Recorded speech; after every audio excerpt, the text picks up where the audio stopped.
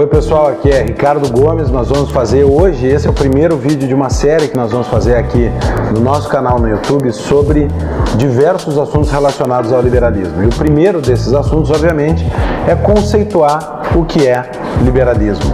Num tempo em que muitas pessoas falam que são conservadores nos costumes e liberais em economia, nós vamos tentar definir melhor o que é liberalismo, falar um pouquinho da história e também das principais diferenças entre liberalismo, conservadorismo, obviamente socialismo, comunismo, para entender bem o que é liberalismo, especialmente nos dias de hoje, no Brasil e no mundo. Além disso, nas próximas semanas, nos próximos vídeos, nós vamos falar sobre assuntos do momento sempre relacionados com a teoria ou com a história liberal, para poder apresentar uma visão um pouco mais profunda sobre os principais temas de discussão no Brasil, no Rio Grande do Sul e aqui em Porto Alegre. Então, bem-vindos ao nosso canal e a partir de agora vamos falar do que é liberalismo.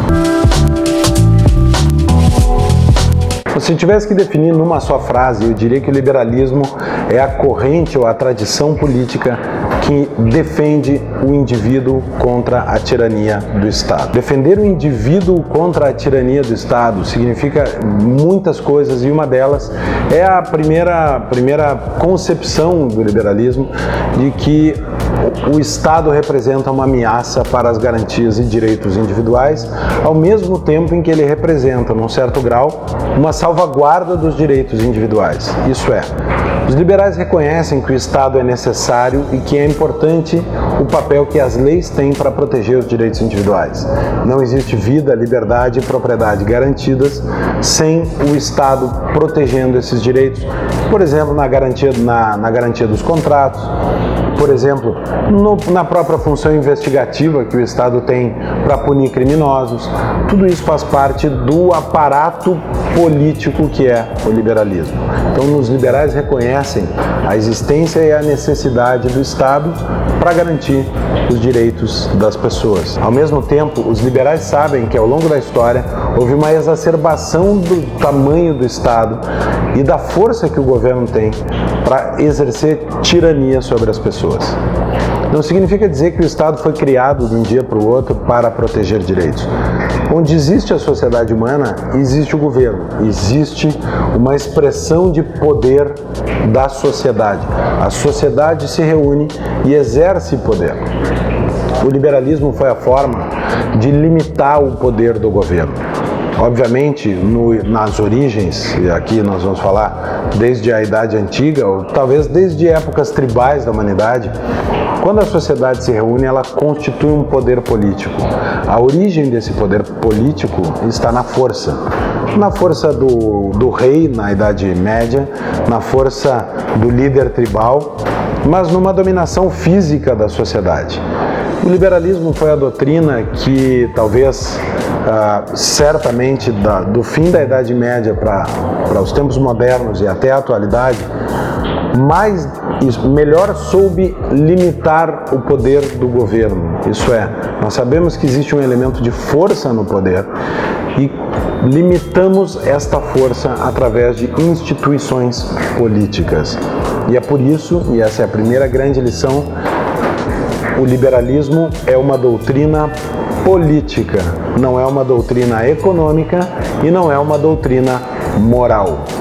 Vamos explicar a diferença? Dizer que o liberalismo é uma doutrina política, embora hoje nós usemos liberal para definir algumas teorias econômicas, significa dizer que o verdadeiro campo do liberalismo é o campo da política. A economia é uma ciência, portanto a economia pode estar certa ou errada, as teorias econômicas podem estar certas ou erradas. Por exemplo, a teoria austríaca dos ciclos econômicos, que diz que quando há uma intervenção do Estado, por exemplo, nas taxas de juros, isso produz um determinado efeito econômico, um boom de investimentos e depois um ajuste do mercado. Isso é uma teoria econômica. O que o liberalismo faz é, a partir da teoria econômica, derivar máximas políticas. É dizer, o Estado não deve, portanto, intervir nas taxas de juros. Ou seja, o campo do liberalismo é o campo da organização do Estado. Não é também o campo da moral, dizer eu sou conservador em costumes. Se uma pessoa é conservadora nos costumes, como nós usamos hoje frequentemente no Brasil, isso diz respeito unicamente à opção de vida daquela pessoa. O que importa não é se você é conservador ou liberal nos costumes, o que interessa é o que você é na política. Ou seja, você acha que o Estado deve intervir nos costumes, sim ou não? Essa é uma resposta que vai dizer se você é um liberal em política.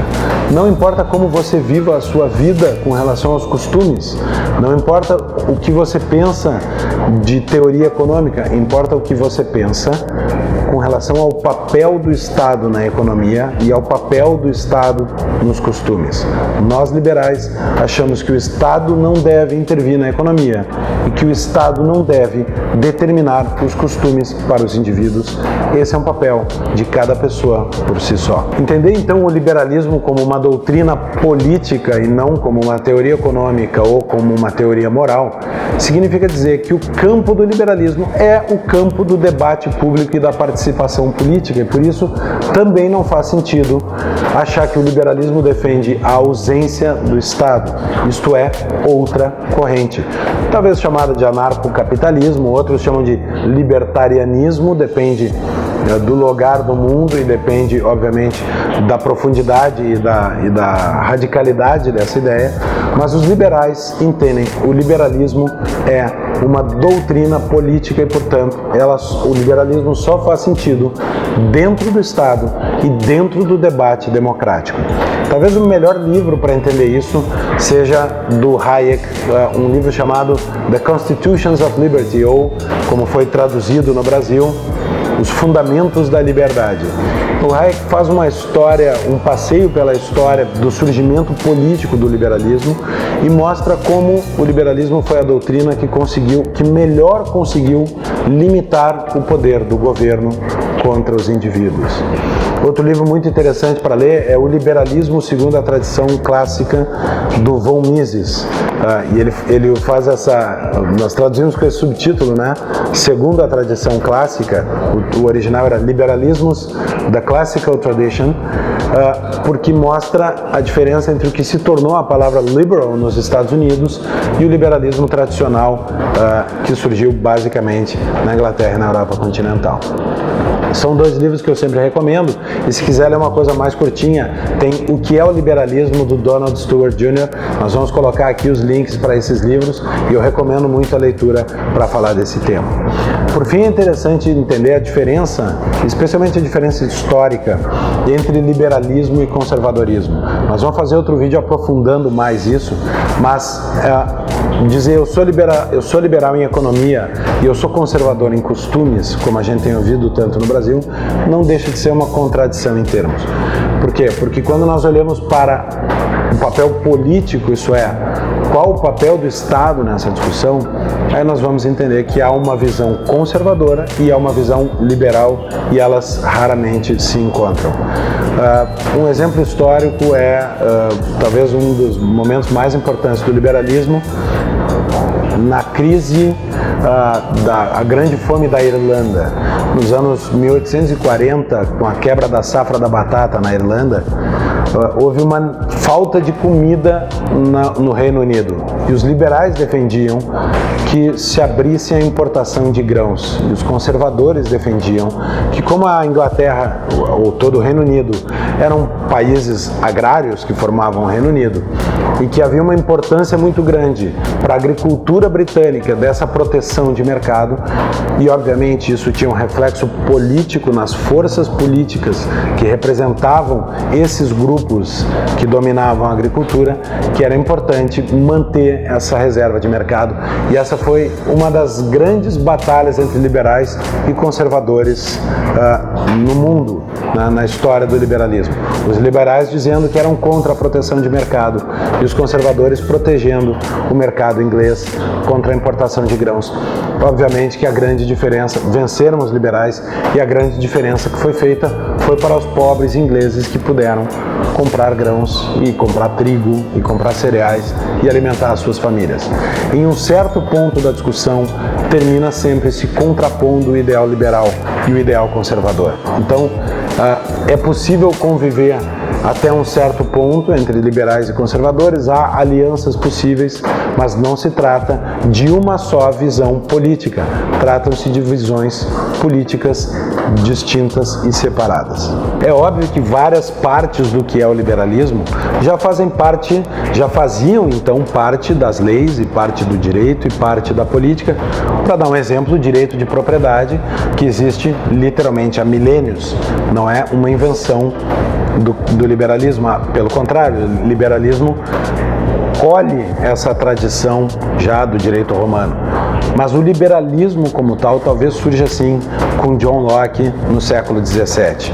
E de lá para cá, obviamente, vem se adaptando e enfrentando inovações, recebendo inovações e enfrentando inimigos políticos diferentes. Se quando surgiu o maior contraponto ao liberalismo era o conservadorismo, que defendia sim uma concentração do poder político em uma determinada elite econômica, e que o liberalismo foi a grande força de abertura do poder político para todas as pessoas, seja com o voto das mulheres, seja com o fim da escravidão, uma grande batalha dos liberais, inclusive no Brasil, seja através da defesa do voto direto e do voto amplo e restrito, do princípio um homem, um voto, todas as batalhas liberais.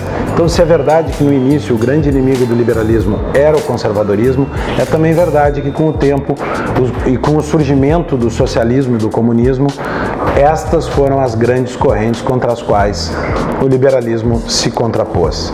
Então, o liberalismo enfrentou vários momentos ao longo da história e hoje, talvez, o mundo continue assistindo o enfrentamento do liberalismo contra conservadores e contra socialistas. É possível, então, que haja alianças entre liberais e conservadores para vencer o socialismo? Sem dúvida nenhuma, isso foi o que nós vimos na Guerra Fria. Mas houve momentos em que se aceitou até alianças com o Exército Vermelho da União Soviética para vencer o nazismo. A diferença é que estas alianças não fazem com que tudo se torne um só campo político. A velha frase diz que ideias não são metais que se fundem.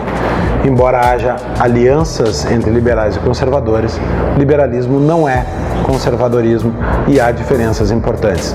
Não significa dizer que os conservadores são inimigos dos liberais, especialmente quando nós enfrentamos inimigos mais perigosos como o nazismo e o comunismo. Ler e entender o liberalismo, portanto, é fundamental para saber as diferenças entre o que é ser conservador, o que é ser liberal, o que é ser socialista, mas acima de tudo, ler e entender o liberalismo nos dá um guia para os próximos passos políticos do que o Brasil e o mundo vão viver. O Patrick Henry, um dos fundadores da Pátria Americana, dizia que eu não tenho outra luz a guiar os meus passos a não ser a chama da experiência. Entender a história e a doutrina do liberalismo nos equipa mentalmente para enfrentar as discussões políticas do Brasil moderno e do futuro que nós teremos. Por exemplo, a reforma da Previdência, a questão dos impostos no Brasil e tantos outros assuntos como a abertura econômica, as relações internacionais brasileiras, tantos outros assuntos que nós precisamos enfrentar hoje podem ser iluminados pelo aprendizado que nós vamos ter com a história e com a teoria liberal. Então, muitos dos assuntos que nós vamos debater no futuro do Brasil, do Rio Grande do Sul e de Porto Alegre, nós vamos tratar aqui nesse canal a partir da história e da teoria do liberalismo.